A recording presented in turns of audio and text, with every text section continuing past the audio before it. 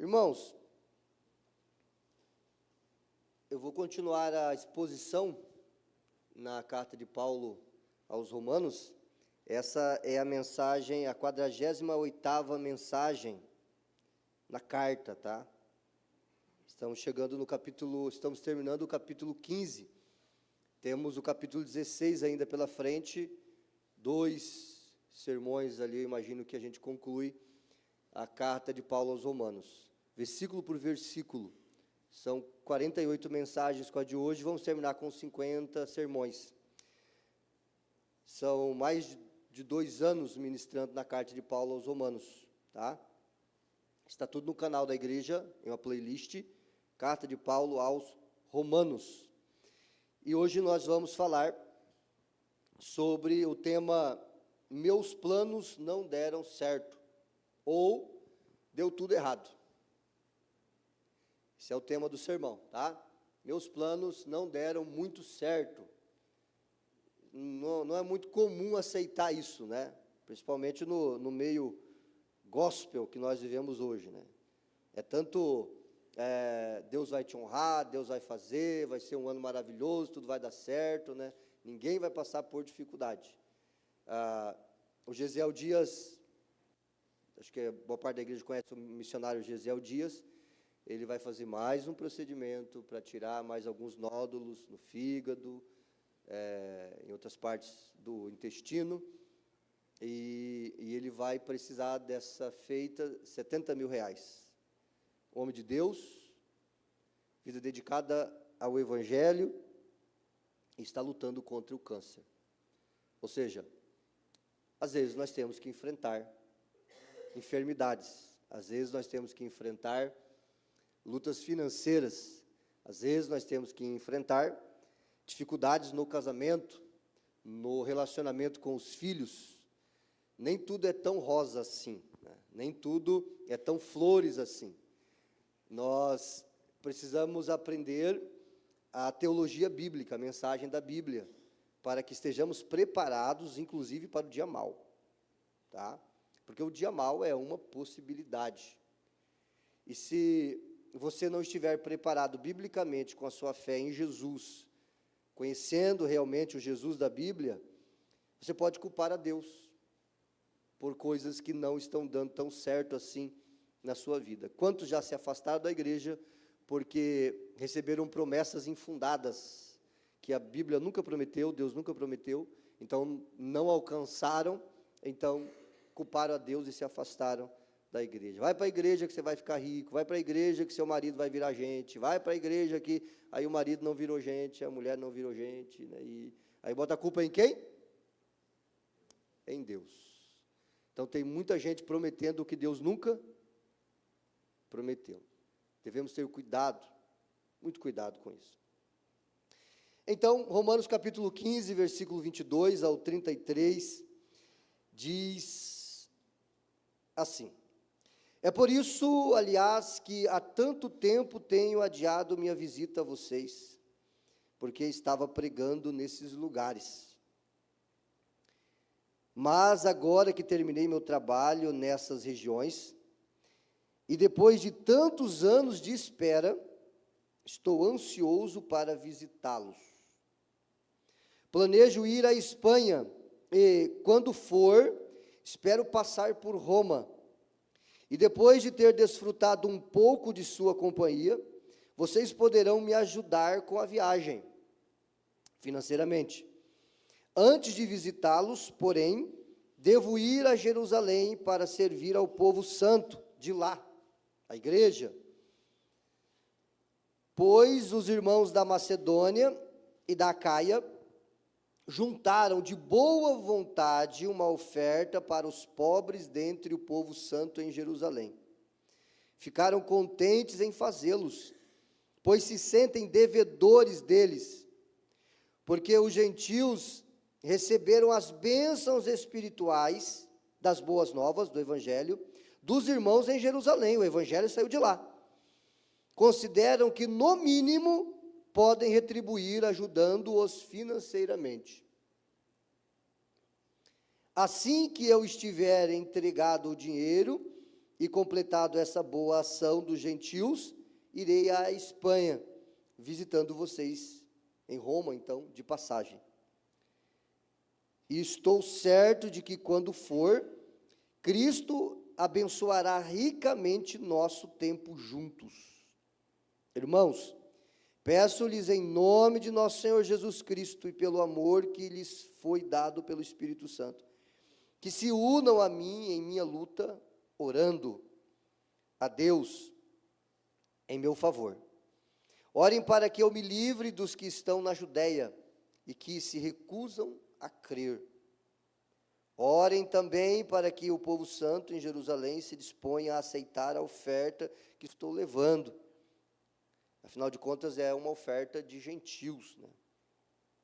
Então, pela vontade de Deus, poderei visitar vocês com o coração alegre e teremos um tempo de descanso juntos. Que o Deus que nos dá a sua paz esteja com todos vocês. Amém. Esse ar aqui, por gentileza, ou desliga ele ou deixa o vento para baixo, por favor. Muito bem, como disse, estamos terminando a exposição da carta de Paulo aos Romanos. Esse é o sermão de número 48. Paulo, depois de expor as doutrinas do Evangelho, até o capítulo de número 7, 8, mais ou menos, ele passa a aplicar essas doutrinas, a ensinar aos irmãos em Roma, através dessa carta, como viver de acordo com aquilo que eles acreditam, como viver de acordo com as doutrinas que foram ensinadas a partir do capítulo 1 da carta aos Romanos. Ele explica também, nessa carta, por que ele escreve a carta, levando em conta o fato de que Paulo, ele não é pastor da igreja em Roma, ele não é apóstolo, ou seja, fundador da igreja em Roma, e ele também não é muito conhecido em Roma. Você vai ver no capítulo 16, ele tem alguns conhecidos, alguns amigos lá, porque a igreja de Roma, ela é formada por muitos judeus que peregrinaram para Roma, que decidiram habitar na capital do império, então, do Império Romano, e ele explica qual é o propósito de escrever essa carta, porque ele quer ir visitar os irmãos, ele explica as doutrinas, ele explica a prática dessas doutrinas, como o cristão deve viver, porque ele está escrevendo essa carta, não sendo ele pastor da igreja, não sendo ele fundador da igreja, não sendo ele muito conhecido na igreja, ele explica que ele quer passar em Roma, que ele quer ser conhecido pelos irmãos, ele quer conhecer os irmãos, ele quer ficar um tempo ali, e ele quer ser ajudado financeiramente pela igreja, para que ele pudesse chegar na Espanha. Esse é o propósito dele, porque ele já havia pregado o evangelho em muitos lugares durante muitos anos, e agora ele quer avançar para onde o evangelho ainda não havia chegado. A despeito desse fato de Paulo não ser o pastor, nem o apóstolo direto, fundador dessa igreja, Paulo, ele lembra os irmãos em Roma que ele é apóstolo dos gentios, e os romanos são gentios. Todo não judeu é um gentil. Então Paulo vai dizer que, de alguma forma, a igreja está sobre a jurisdição dele, está sob a direção apostólica dele também, porque ele é apóstolo dos gentios, ele é enviado aos gentios. Logo, ele tem autoridade sobre as igrejas gentílicas. Hoje nós não temos apóstolos, tá? Justamente porque a autoridade do apóstolo é a autoridade sobre as igrejas. Então, nós não temos apóstolos, temos os missionários. O apóstolo é enviado, tá? Então, nós usamos o termo missionário e não apóstolo, tá? Tá, mas e esses apóstolos que tem por aí, pastor Josias? O problema é deles, tá? Eles que se chamam de apóstolo. Paulo, quando escreve essa carta, ele está em Corinto.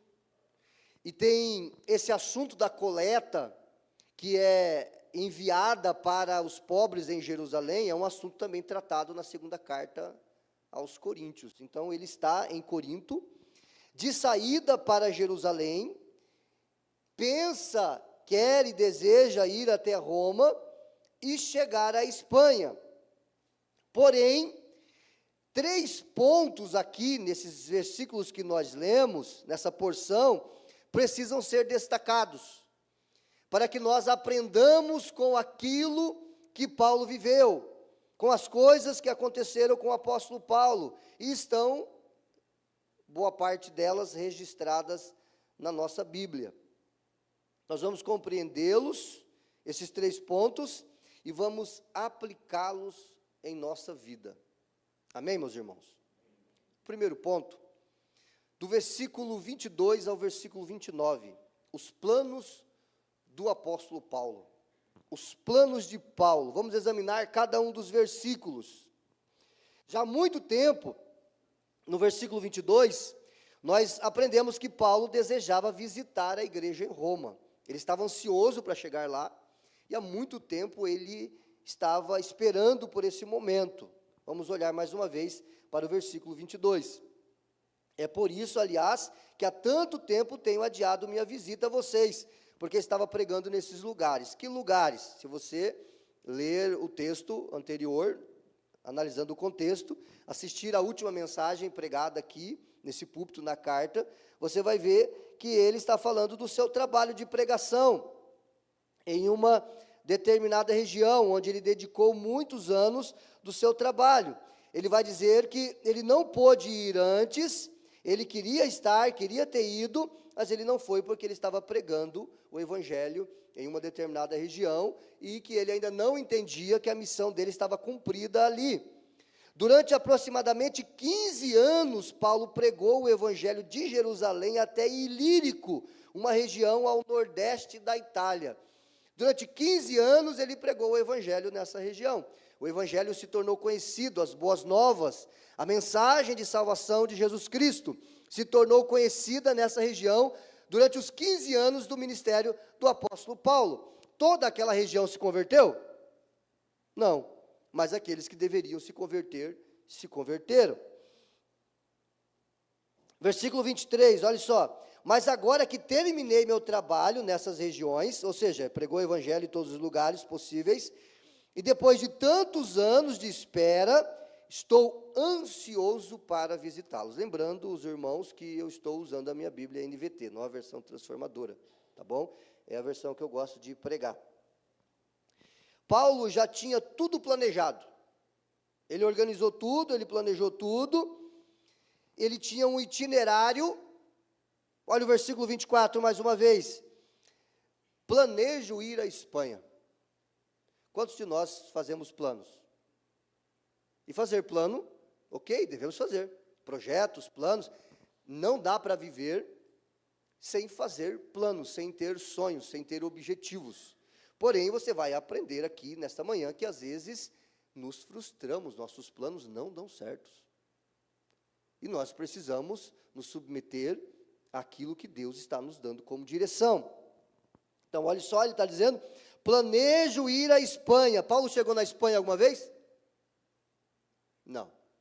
Ele morreu sem chegar na Espanha.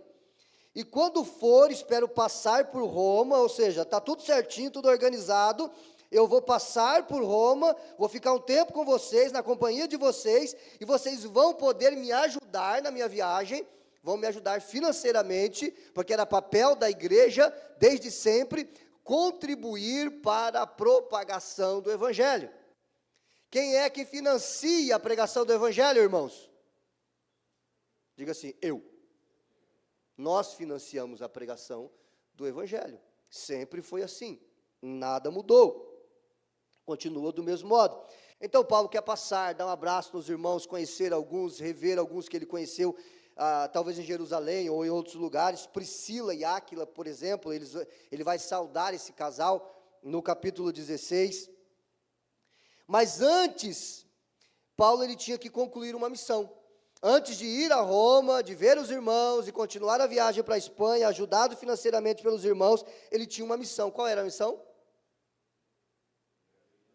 Ir a Jerusalém e levar o dinheiro que a igreja havia coletado na Macedônia e na Acaia. Olha só, versículos 25 e 26. Antes de visitá-los, porém, devo ir a Jerusalém para servir ao povo santo de lá. Povo santo está se referindo ao fato deles serem separados para Deus. Quando a Bíblia nos chama de santos, ela não está se referindo à integridade moral e perfeição, porque nós não somos perfeitos. Santo significa ser separado para Deus. Aos olhos de Deus, por conta do que Jesus fez por nós, nós somos santos. Mas talvez lá o seu colega de trabalho olha para você e diz assim, diz que é crente, né? Fala que é santo, né?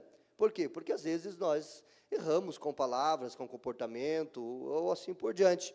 Porque nós estamos no corpo de carne. Porém, por conta do que Cristo fez por nós, nós somos santos. Talvez aos olhos do mundo não somos, mas aos olhos de Deus nós somos. É difícil falar que a gente é santo, né? Mas eu sou santo, porque Jesus me santifica. E mais ainda, sou pai de santo. Olha só, porque os meus filhos são santificados, porque os pais são cristãos. Então eu sou pai de santo. Amém, meus irmãos? Agora você faz um corte, coloca na internet o pastor falando que é pai de santo, né? Aí tira do contexto e eu estou ferrado, né? Por isso que eu não estou transmitindo o culto da manhã, só à noite agora. Tá complicado esse negócio de internet. Muito bem, então o versículo 25 e o versículo 26, o 26 vai dizer assim, pois os irmãos da Macedônia e da Acaia ajuntaram de boa vontade uma oferta para os pobres dentre o povo santo em Jerusalém. Houve uma fome naquela época, na região de Jerusalém, e as pessoas estavam passando por necessidade. Então a igreja gentílica da Acaia e da Macedônia decidiram, por livre e espontânea vontade, levantar uma oferta para que Paulo pudesse levar para a igreja, para os crentes em Jerusalém e ajudar de alguma forma. Porque havia uma gratidão muito grande no coração dos gentios pelos judeus, porque o evangelho veio dos judeus. O mundo foi evangelizado daquela época a partir do dia de Pentecostes, no capítulo 2, quando o Espírito Santo desceu sobre os 120 discípulos, e eles falaram em diversas línguas, no idioma daquelas pessoas que estavam ali na festa de Pentecostes, e aquelas pessoas ouviram eles glorificarem a Deus, no seu próprio idioma, que eles vieram de vários lugares, judeus da diáspora, que moravam em outros lugares. Então Pedro se levanta e prega o evangelho, e quantas pessoas se convertem? 3.000 pessoas. Então a partir dali o evangelho se espalhou. O evangelho se espalhou mais por conta dos comerciantes, dos empresários daquela época, dos viajantes daquela época, que se convertiam e iam levando o evangelho para os outros lugares.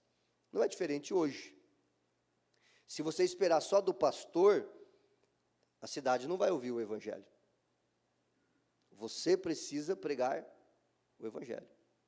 Porque eu estou aqui do púlpito pregando para você, também tenho os meus relacionamentos lá fora para quem prega o evangelho, mas se cada um de vocês aqui entenderem a sua responsabilidade de anunciar essa mensagem a todos, nós vamos alcançar muitas pessoas para Jesus nessa cidade. Amém, meus irmãos? Então, a história continua. No versículo de número 28, agora os crentes da região da Macedônia e da Acaia querem retribuir a bênção, abençoando financeiramente os crentes judeus em Jerusalém. Versículo 27, nós já lemos mais uma vez, ficaram contentes em fazê-los, ou seja, esses gentios, esses crentes gentios, ficaram contentes em fazê-los, pois se sentem devedores deles, dos judeus, porque os gentios receberam as bênçãos espirituais das boas novas dos irmãos em Jerusalém. Dá um pouquinho mais de retorno para mim, só mais um pouquinho. Consideram que, no mínimo, podem contribuir ajudando os financeiramente. E no versículo de número 28, assim que eu estiver entregado o dinheiro e completado essa boa ação dos gentios, aí sim, terminei essa parte, terminei a missão, vou lá levar o dinheiro para eles, eles vão receber, e depois que eu fizer isso, então eu vou visitar vocês de passagem, indo para a Espanha. E Paulo estava certo de que tudo ocorreria exatamente como ele escreveu. Versículo 29, ele vai dizer assim: e estou, preste bem atenção, certo de que, quando for, Cristo abençoará ricamente o nosso tempo juntos. Ele disse: eu estou convicto, eu estou certo, Deus vai fazer, vai acontecer. E Paulo, então, nós vamos para o ponto 2, ele vai pedir orações, porque nós devemos fazer planos, amém? E orar. Devemos fazer planos e orarmos, e pedirmos oração, e estarmos cobertos de oração, cercados de oração, apresentar aquilo a Deus, apresentar os nossos planos, os nossos propósitos. Não quer dizer que Deus vai fazer do jeito que você quer, mas você deve planejar, você deve sonhar, e apresentar a Deus. As orações pedidas por Paulo, dos versos 30 ao 33. Podemos, sim, devemos fazer planos, mas não podemos esquecer das orações. Verso 30, acompanhe comigo, por favor. Não desista, seja forte. Irmãos, peço-lhes em nome de nosso Senhor Jesus Cristo, e pelo amor que lhes foi dado pelo Espírito Santo, ele está rogando, ele está clamando, ele entende a necessidade da igreja estar orando por isso, que se unam à minha luta, orando a Deus em meu favor. Orar é fácil, irmãos? Sim ou não? Sim ou não? Depende do dia, né? Mas orar é sempre uma batalha. Oração é sempre uma luta. Por quê? Porque a nossa carne não quer orar. Você fica acordado uma noite toda papeando com um amigo, mas você não consegue ficar uma noite toda orando, meditando em Deus, na palavra de Deus. Oração é sempre uma luta. E Paulo está reconhecendo isso e está pedindo ajuda. Unam-se a mim na minha luta. Orem comigo, irmãos. Eu peço, eu rogo, em nome do Senhor Jesus Cristo, pelo amor do Espírito Santo que é derramado em nosso coração, se unam a mim nessa luta, orando a Deus em meu favor. Me ajudem, ele está suplicando. Paulo pede oração por cada detalhe dos seus planos. Olha só o versículo 31. Cada detalhe, ele vai dizer assim: eu quero que vocês me ajudem em oração e orem. Diga assim, orem. Mais uma vez, orem. Ele vai dizer assim: orem para que eu me livre dos que estão na Judéia e que se recusam a crer. Os judeus que perseguiam Paulo em todos os lugares. Onde Paulo ia pregar, um grupo de judeus iam atrás para perseguir Paulo, para desfazer o trabalho de Paulo, para atrapalhar Paulo. Então Paulo está dizendo assim: gente, me ajuda, porque tem uma galera aí que me incomoda. E vai que eu chegue lá em Jerusalém e esses infelizes estão lá. Se recusam a crer, eles querem matar Paulo, eles querem prender Paulo. Então Paulo está dizendo: gente, a situação é grave, me ajudem em oração. Esse é o primeiro propósito, me ajudem a orar por isso. Orem também para que o povo santo em Jerusalém se disponha a receber a oferta, porque o povo em Jerusalém são judeus, e o dinheiro vinha na grande maioria dos... E esse relacionamento entre judeu e gentio sempre foi um obstáculo muito grande para o bom andamento da igreja primitiva. Então pode ser que o orgulho dos judeus não permita que eles recebam a oferta dos gentios. Quantas vezes o orgulho nos atrapalha de sermos abençoados? Então Paulo está dizendo: ore por isso, para que Deus trabalhe no coração dos judeus, para que eles recebam a oferta, porque eles estão precisando. E por fim, ele vai dizer: então, pela vontade de Deus, poderei visitar vocês. Ou seja, eu quero chegar até aí, quero visitar vocês. Então, orem por isso. Oração, é necessário ter estratégia de oração. Deus quer que oremos. E você precisa ser detalhista nas suas orações. Orar por isso, por aquilo outro. Você precisa ter uma conversa com Deus. Oração não é gritar, oração não é pular, oração não é rodar, oração é uma conversa com Deus. Amém, irmãos? Isso é oração.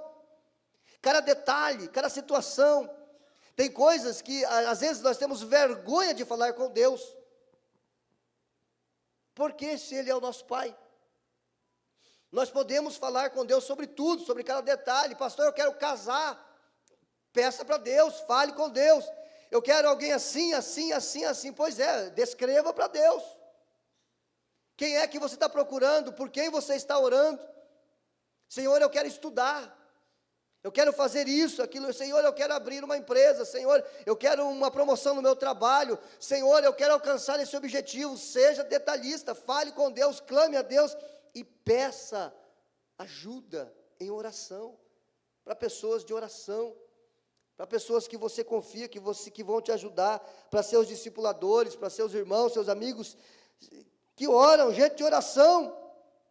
Amém, meus irmãos? Muito bem. Paulo, ele pede oração por cada detalhe. Versículo 30, versículo 31. Nós estamos iniciando um novo ano. Hoje é dia 12. Daqui a pouco a gente não fala mais que estamos começando um novo ano, né? Só o primeiro mês. Mas estamos iniciando um novo ano. Nós temos sonhos, nós temos planos. Eu me lembro que há 1 ano e meio atrás, 2 anos atrás, eu propus para a igreja aqui, em assembleia, de vendermos um dos nossos terrenos aqui atrás, terreno de quase 1.000 metros quadrados, para que nós pudéssemos construir no terreno aqui atrás da igreja. Deu certo? Não, não deu certo. Fizemos planos? Fizemos. Foi concretizado? Não.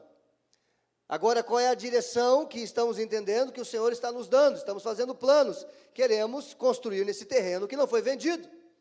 Porque se não foi vendido, é porque Deus não quer que venda. Então, nós queremos construir a nossa nova igreja em todo o espaço que temos aqui atrás. Uma igreja grande.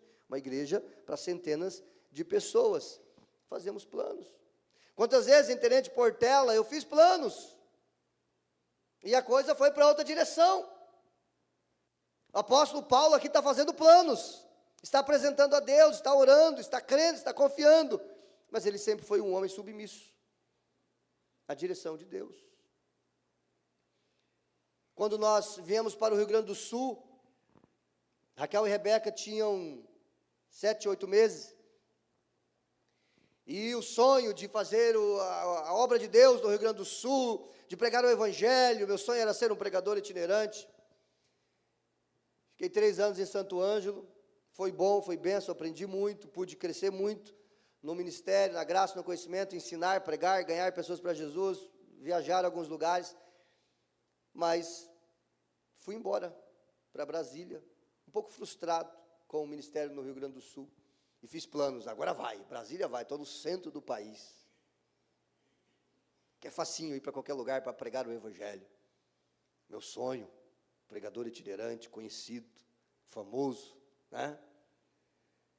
Deu tudo errado. As portas se fecharam, Jesus me quebrou legal, e eu voltei para o Rio Grande do Sul. Como diz aquele ditado, que eu não vou falar aqui no púlpito, né? Quietinho. E Deus me trouxe para Campo Novo. De Brasília, você riu que não foi com você. Para Campo Novo. Eram os meus planos? Não. Mas eram os planos de Deus. E os planos de Deus são os melhores.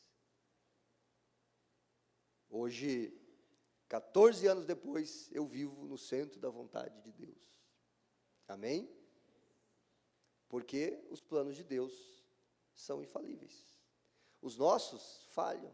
Nós fazemos planos, mas nem sempre alcançamos o resultado que desejamos. Mas podemos confiar que Deus sempre tem algo melhor e maior do que nós podemos imaginar, sempre para a glória do nome dEle, porque Ele não está interessado na glória do teu nome, mas do nome dEle. O nome dEle deve ser glorificado. Em João 16:24, Jesus disse: até agora vocês não pediram nada em meu nome, peçam e receberão, para que a alegria de vocês seja completa. E a gente vai aprender que as respostas positivas de Deus em oração são aqueles pedidos que combinam com a vontade dEle. Amém, meus irmãos? Em Filipenses capítulo 4, versículos 6 e 7, está dito: não andem ansiosos por coisa alguma, mas em tudo, não é em uma parte, é em tudo, pela oração e súplicas, e com ação de graças, apresentem seus pedidos a Deus. E a paz de Deus, que excede todo entendimento, guardará o coração e a mente de vocês em Cristo Jesus. Por que a paz de Deus guardará o coração de vocês? Porque ao apresentar os nossos pedidos a Deus, a grande maioria deles é não, né? Porque a maior parte dos nossos pedidos são egoístas para gastar nos nossos próprios deleites. Mas mesmo quando a resposta é não, mesmo quando não alcançamos o objetivo, a paz de Deus, que excede todo entendimento, guarda a nossa mente e o nosso coração. Amém, meus irmãos? Muito bem, indo para o final, podemos e devemos ser específicos em nossas orações, como Paulo fez. Orar não é simples, não é fácil. Se fosse, Paulo não teria chamado de luta e pedido ajuda, versículo de número 30. E o versículo 32 e 33, na cabeça de Paulo, tudo sairia conforme os planos e as orações. Versículo 32 e o versículo 33. Então, pela vontade de Deus, poderei visitar vocês com o coração alegre e teremos um tempo de descanso juntos. Tudo que Paulo não teve a partir daqui foi descanso.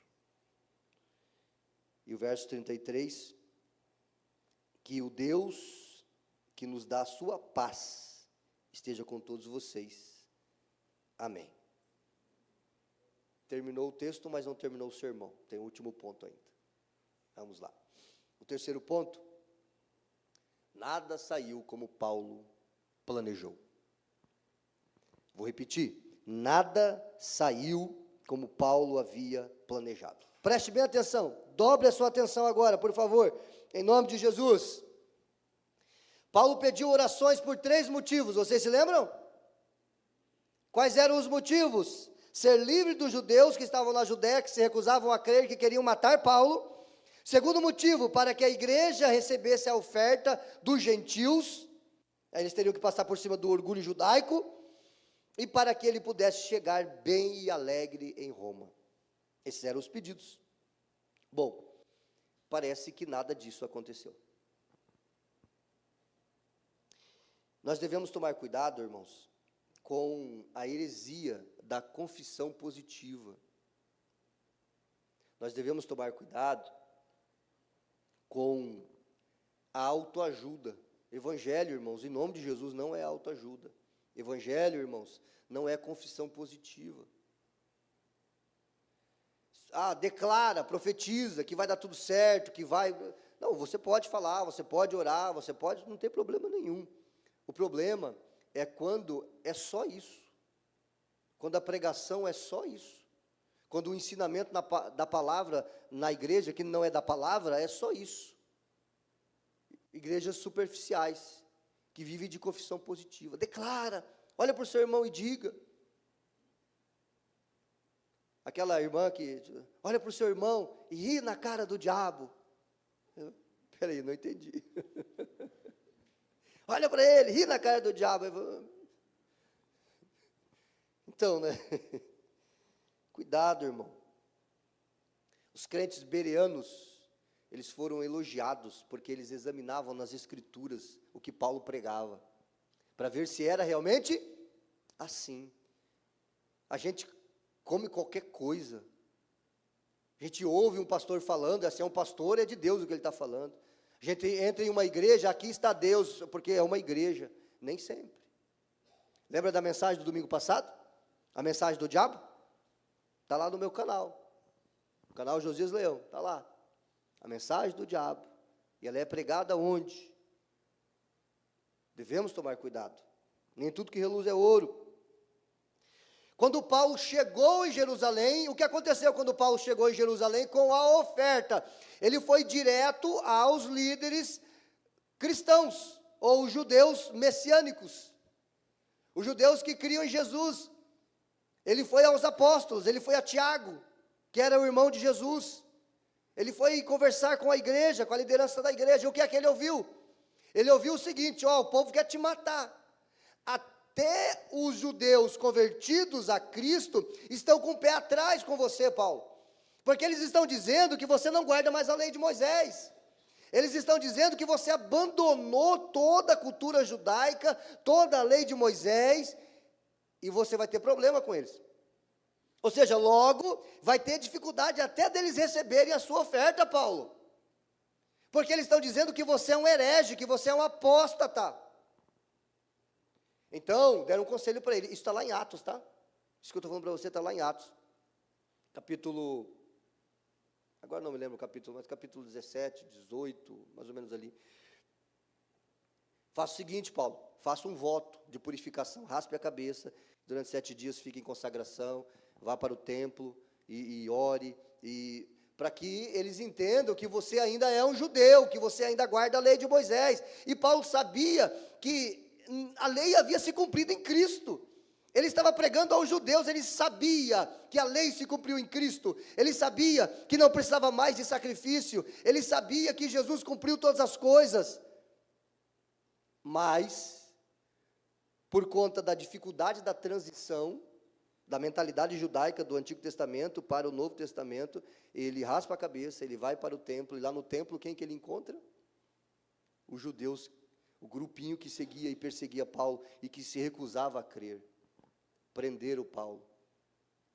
Paulo foi para Cesareia, e ficou preso em Cesareia por 2 anos.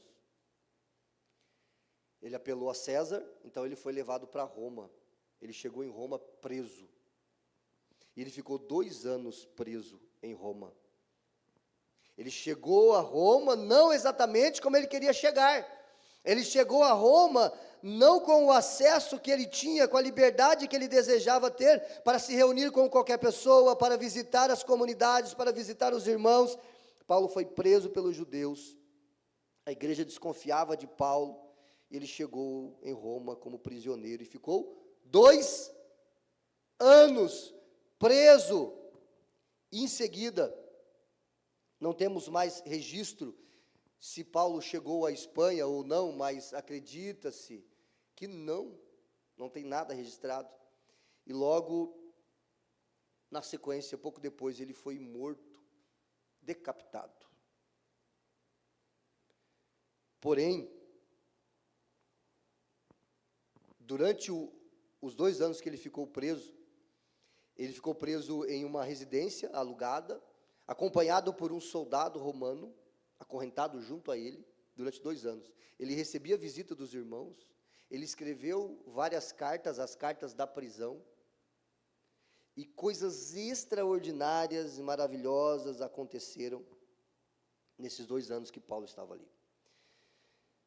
Um cristão da envergadura do apóstolo Paulo fez planos e foram frustrados. Paulo era um homem de Deus? Paulo era um homem de oração? Paulo era um homem que dedicou a sua vida a Deus? Ele fez planos que não deram certos. E nós? E nós? Eu estou ouvindo e ficando indignado, e eu sinto Deus me impulsionando, me impelindo a ser esse apologeta, esse defensor da fé. Esse é meu ministério. Eu tenho ouvido homens trazendo para si uma infalibilidade, dizendo que não erram, dizendo que não pecam, dizendo que tudo que eles falam é palavra de Deus e direção de Deus. Deus me revelou. Tem pastores que pastoreiam suas igrejas por revelação. Vamos fazer isso porque Deus me revelou. Vamos para cá porque Deus me revelou. Vamos para cá porque o Espírito Santo falou comigo de madrugada. Ok, eu não questiono. Amém. Porém, nós não podemos ser conduzidos pela experiência pessoal de uma determinada pessoa. Porque nós poderemos chegar em lugares que nunca foram desejados por Deus. Nós somos conduzidos, meus irmãos, pela palavra de Deus, que é infalível, que é comum a mim e a você. Eu não posso ser seguido pelos seus sonhos, ou melhor, eu não posso ser guiado pelos seus sonhos. Eu não posso dirigir a igreja por aquilo que você disse que Deus mostrou para você. A igreja é conduzida pela palavra. E até mesmo essa experiência que Paulo teve nos mostra, para nos mostrar, para nos ensinar e para nos colocar no nosso lugar. Não existe super crente, não existe super pastor, não existe super irmã do coque, não existe. Todos nós somos falíveis. Todos nós hoje podemos cair amanhã, podemos errar amanhã. Aquele que está em pé, cuidado para que não caia. Então, cuidado, igreja, cuidado. Alguém da envergadura do apóstolo Paulo se frustrou. Paulo recomendou a Timóteo que ele tomasse vinho por conta das suas constantes enfermidades. Será que Paulo orou pela cura de Timóteo? Sim ou não? Deus curou? Não. Ele disse, deixei Trófimo doente em Mileto. Será que ele orou por Trófimo? É claro, devemos orar, ele orou. Deus curou? Não, nem sempre Deus diz sim. Nem sempre o milagre acontece. Nem sempre vai dar tudo certo. Nós nos preparamos para viver o melhor ano de nossas vidas. Mas e se nesse ano Deus preparou frustrações, lutas, dificuldades, você está pronto? Ou você vai negar a sua fé? Ou você vai abandonar a cruz? Se Deus me ama porque eu passo por isso, ou por aquilo outro, Ele te ama. E por isso Ele faz com que todas as coisas cooperem para o seu bem, inclusive o mal, inclusive a luta, inclusive a dor. Amém, meus irmãos? Pastor, essa mensagem não é agradável? Claro que não. Mas é a verdade. A verdade, ela incomoda, mas ela liberta. A gente tem que abandonar essa teologia da Disneylândia. Essa mensagem floreada desse falso evangelho que tem sido pregado por aí. Ontem, alguém me perguntou, pastor, o que esperar desse ano? Eu disse para ela, a volta de Jesus, irmã. O arrebatamento da igreja. A irmã disse, mas pastor, e o que, irmã? Que Jesus venha, arrebata a igreja e que fique aí, quem quer ficar, a gente vai para a glória. Mas e os meus sonhos, e as minhas realizações? Então fica. Fica. E tudo que eu conquistei, divida com o anticristo. Não tem problema. Devemos esperar Jesus para hoje, mas também devemos planejar a vida para daqui 100 anos. Porque pode ser que Ele leve ainda muitos anos para vir. Mas devemos esperar Ele hoje, porque Ele pode vir para você em particular. Amém? O que esperar de 2025? Jesus.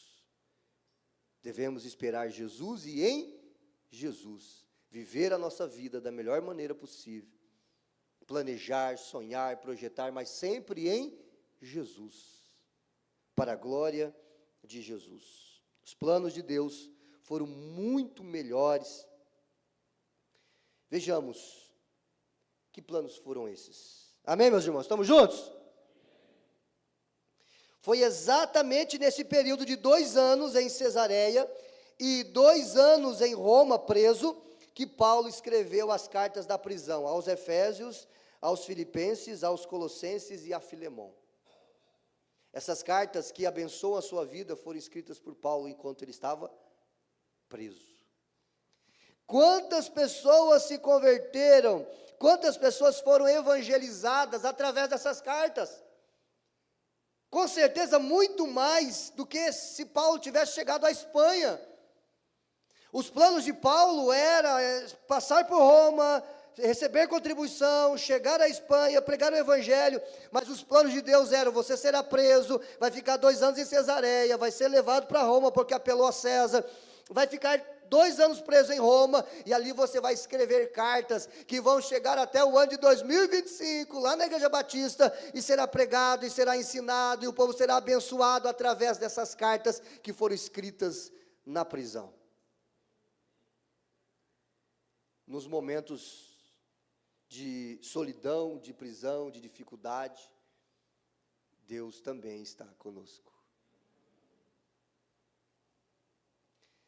Através delas, dessas cartas, Paulo evangelizou muito mais pessoas do que ele imaginava. Deus não deu o que Paulo queria, mas deu algo muito maior do que ele jamais imaginou. Para quem Paulo teve a oportunidade de pregar?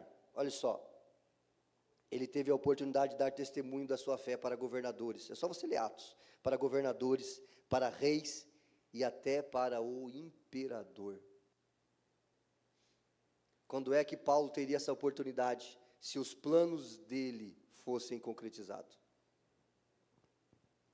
Havia a promessa de que os apóstolos dariam testemunho para autoridades, reis, governadores, imperadores e assim por diante. Paulo, preso, ganhou para Cristo vários soldados. Imagina o soldado que estava cuidando de Paulo. O que é que ele ouvia de Paulo, irmãos? Todos os desígnios de Deus, todo o evangelho. E olha só que interessante, Paulo preso ganhou para Cristo vários soldados de tal forma que no final de uma das cartas da prisão, a carta aos Filipenses, abra sua Bíblia aí, Filipenses capítulo 4, versículo 22, ele envia saudações dos crentes para os filipenses. Ele envia a saudação dos crentes que estão no palácio do imperador. Olha que coisa gloriosa, como é que o evangelho entrou dentro do palácio do César? Como é que o evangelho entrou dentro do palácio do imperador? Filipenses capítulo 4, versículo 22.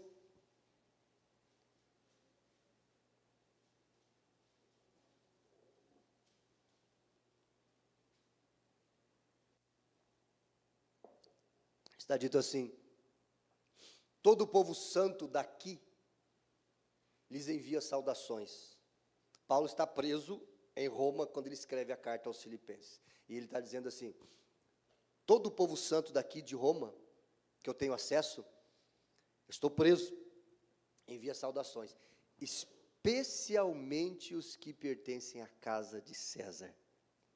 Em outras versões aparece ao palácio, pertence ao palácio, aqueles que servem. O evangelho entrou no palácio do imperador. Através de Paulo? Não, através de soldados que Paulo ganhou para Jesus na prisão. Nos momentos de dificuldade, nos momentos em que parece que os seus planos foram por água abaixo, Deus pode te usar para levar pessoas a Cristo, pessoas que jamais teriam oportunidade de ouvir de Jesus se não fosse através da sua vida. Quantas vezes no hospital, pessoas doentes, cristãos doentes, evangelizam outros, e às vezes antes de morrer. Pastor, mas isso é triste. Parece, mas não é. A morte do justo alegra a Deus, porque ele vai ter a oportunidade de encontrar o seu filho e de ser abraçado por ele. Amém, meus irmãos?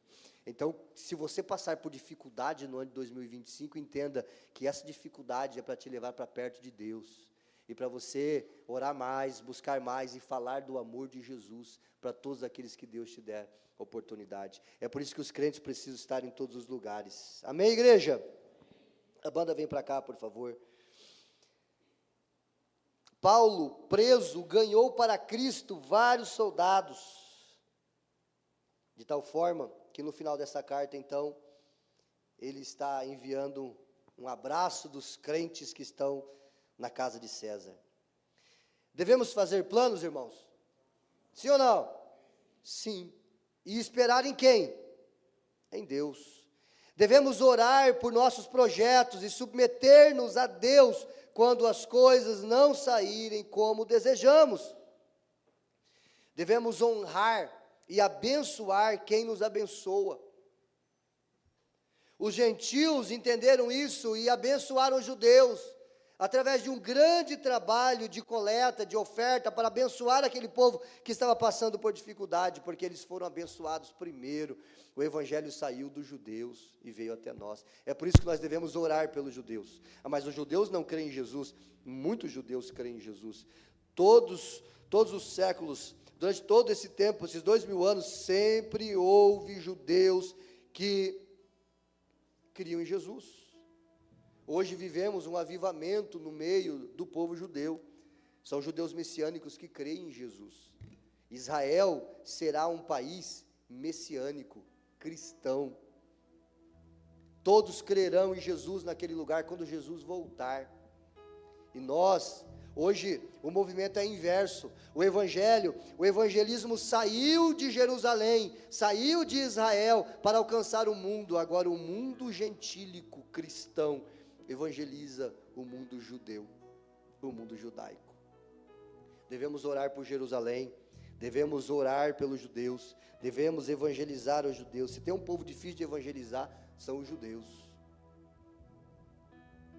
Tem coisas que só receberemos se primeiro nós darmos. A gente quer receber, abençoe também, oferte também, seja generoso também. Entenda que a vontade de Deus é melhor do que a sua. Fique em pé. A vontade de Deus, ela é o quê? Boa, agradável e perfeita. A vontade dele é melhor. Pode apagar as luzes, por favor. A vontade dele é melhor. Ele sabe o que ele está fazendo. Talvez você está olhando assim e dizendo, não, mas não está indo para a direção certa, isso aqui não tem como dar certo. Deus sabe como conduzir.